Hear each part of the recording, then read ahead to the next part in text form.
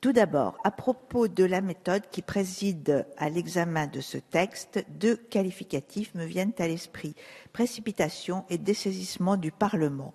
Précipitation, parce qu'un nombre considérable d'amendements lors de la commission a été déposé à la dernière minute, ce qui a conduit à la création de plus de 100 articles supplémentaires.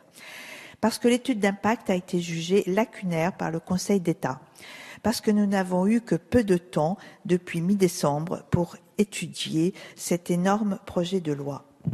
Le dessaisissement du Parlement, il se traduit par des dizaines d'ordonnances et la mise en place de la procédure d'urgence pour des mesures qui n'en ont pas le caractère.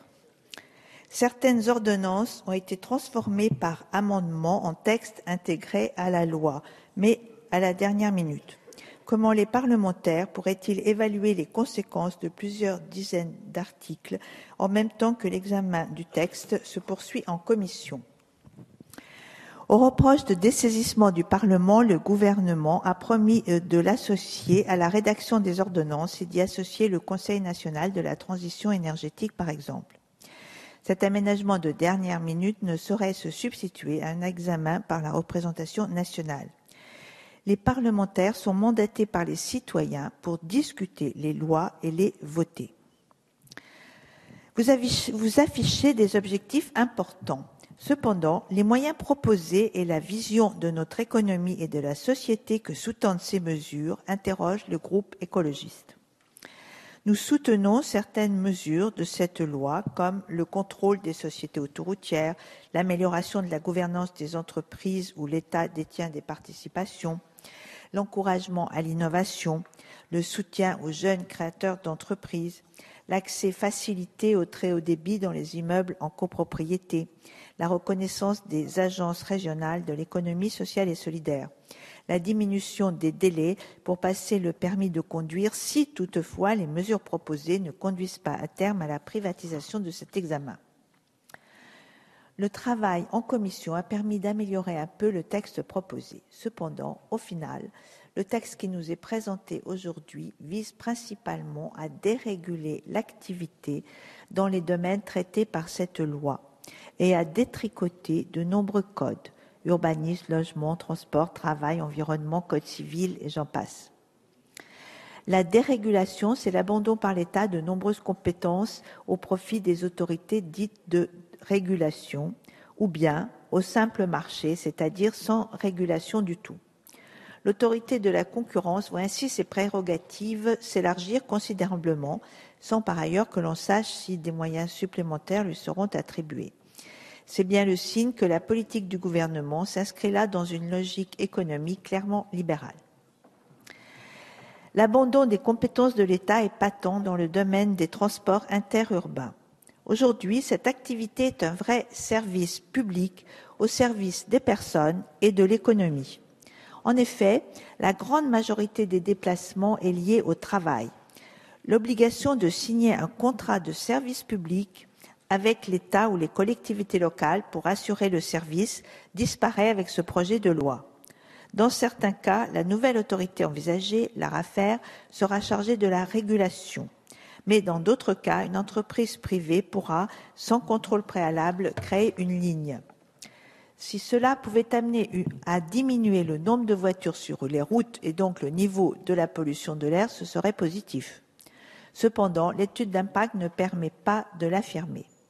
De fait, cette situation risque de porter atteinte à l'équilibre financier des lignes de chemin de fer locales dont certaines fermeront, mais aussi porter atteinte à certaines grandes lignes de chemin de fer. Que vont devenir les lignes actuelles de cars qui sont largement subventionnées par les collectivités locales? En effet, de nouveaux entrants seraient en droit de contester les subventions pour atteinte aux règles de la concurrence. De fait, il va s'instaurer un transport à 2 vitesses sociales, si vous me permettez cette image. Un transport rapide pour ceux qui en ont les moyens et un transport beaucoup plus lent pour les personnes à revenus modestes. Le même genre de problème est soulevé par les articles concernant les professions réglementées. La dérégulation des prix par la mise en place, par exemple, du corridor tarifaire pour les notaires, favorisera les études qui traitent de grosses affaires et qui savent, avec les personnes qui savent bien négocier, et sera donc préjudiciable aux petites études, notamment en milieu rural et dans les zones moins favorisées des villes. Le risque de désert juridique est bien réel. Sur le logement, des parties significatives de la loi Allure sont remises en cause, notamment sur les rapports entre locataires et bailleurs et sur l'étanchéité que nous avions actée entre logement social et logement intermédiaire. Il est difficilement acceptable qu'une loi qui avait trouvé un équilibre résultant d'un débat fructueux et qui a été votée par l'ensemble de la gauche soit quelques mois plus tard remise en question et qui plus est par ordonnance. L'article 28 est quant à lui très problématique. S'il semble légitime de simplifier les procédures d'adoption des projets d'aménagement et les procédures de recours, il ne faut pas que cela conduise à une remise en cause du droit de l'environnement. Or, lors de l'examen en commission, vous n'avez pas accepté, Monsieur le ministre, d'inscrire clairement que la simplification de procédures se fasse à droit constant de l'environnement. La qualité de l'environnement est un des grands enjeux de notre siècle. Nous sommes interdépendants de notre environnement. Ne pas le prendre suffisamment en compte, faire du business as usual, nous exposera à de graves difficultés. Dérèglement climatique, désertification, déplacement de population, non-accès à l'eau potable, maladies dues aux pollutions, etc. Quant à l'environnement visuel, il est mis à mal par les articles 62 et 63. Ceci permettrait de recouvrir les grands stades d'immenses panneaux publicitaires, y compris avec des panneaux lumineux suite à l'adoption d'un amendement. Ces stades sont souvent l'expression d'une architecture prestigieuse et coûteuse. Qu'en restera-t-il si on la recouvre avec de la publicité? Je ne parle même pas de l'agression visuelle. En revanche, la Commission a adopté une nouvelle rédaction de l'article 29 qui nous apparaît tout à fait positive. En effet, la Commission a rétabli la procédure d'action en démolition du Code de l'urbanisme dans le cas d'un permis de construire déclaré illégal par le juge judiciaire, tout en réduisant les délais de 2 ans à 6 mois pour le droit commun.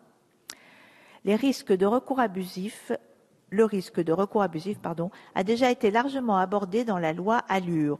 6 des 7 dispositions du rapport de Daniel Labetoul y ont été reprises par ordonnance et l'article 28 prévoit des mesures qui permettront, par ordonnance, de renforcer les modalités de condamnation des personnes qui engageraient un recours allant au-delà de la défense d'intérêts légitimes. Cette mesure nous apparaît préférable et nettement à l'abrogation de l'action en démolition qui serait un très mauvais signal et donnerait une impression d'impunité à ceux qui ne respecteraient pas la loi. La cession d'actifs dans le cas des aéroports est quant à elle une politique à courte vue. La vente des sociétés de gestion des aéroports, alors même qu'elles sont bénéficiaires pour l'État et les collectivités, n'est pas acceptable.